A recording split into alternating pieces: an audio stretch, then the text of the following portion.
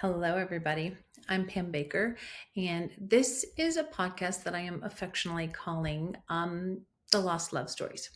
So I came up with this idea to do this podcast over 2 years ago. Things have gotten in the way, and I keep waiting for the perfect moment to have it be perfect. And I've decided life isn't perfect. It's kind of the whole point of this podcast is imperfection. And so here we are. It might sound like shit. I don't know, but I'm going to just go for it and get episode 1 done. It's my goal. So what is this podcast about? Um, it's kind of self-explanatory in a sense that it's a podcast about losing people that we love. I lost my husband 3.5 years ago to glioblastoma, but it can be anybody. You lose your spouse, your sibling, your parents, your best friend, your dog. It doesn't matter. When you lose someone, that it's a new, you have to figure out a new way of living, right? And one of the things that I found after my husband died was that people actually stopped talking about him. And when I talked about him, I found that there was no space for like the real stories, right? The stories when they were not perfect and maybe even a little bit of an asshole. I don't know.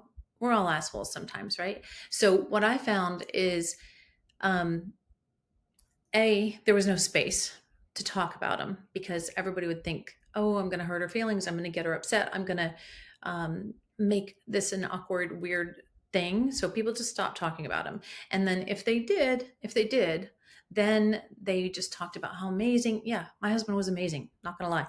But he had his moments like we all do. And I found that if I ever like made fun of him or pointed out some of the times that he wasn't quite so awesome, it also made it weird. And it's almost like the person who dies is now on a pedestal of perfection.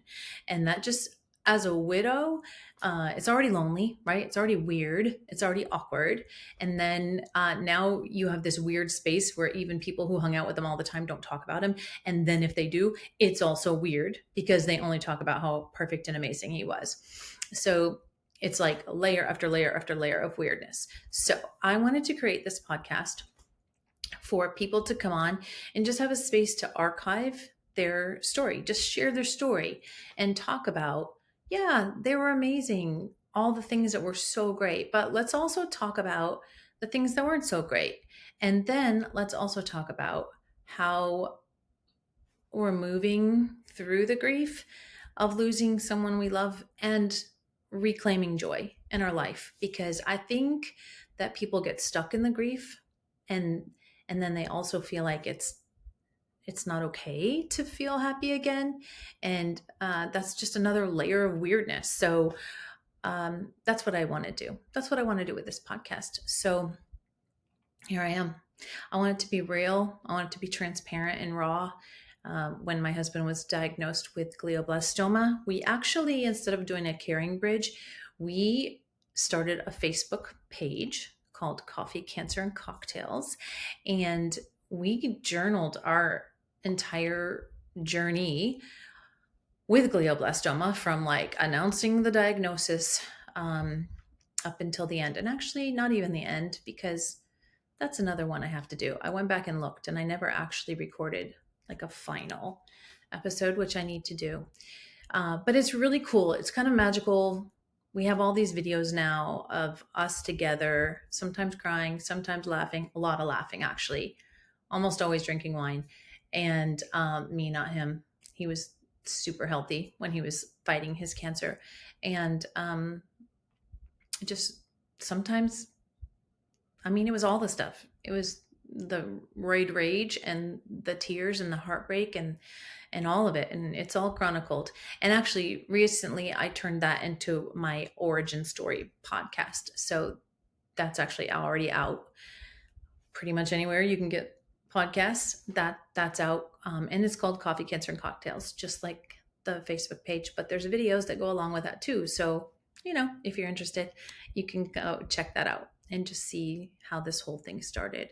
but we were very transparent, sometimes brutally transparent, and very raw. And the kids were running around, and the dogs were barking, and the microwave was going, and just real everyday imperfect life.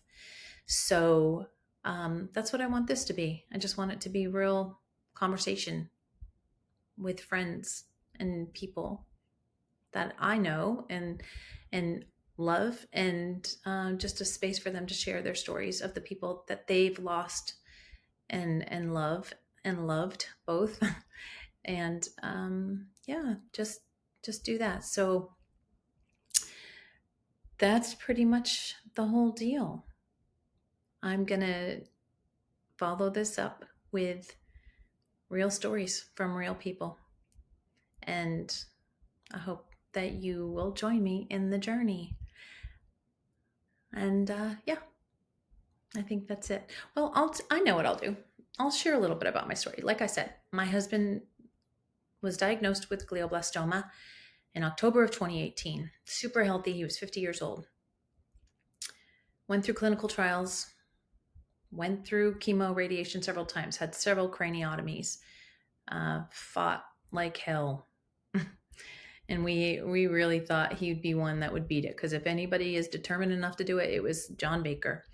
And he lived a lot longer than he was given by his doctors, and that was a blessing, and was really quite healthy until the very end, and that was really kind of brutal.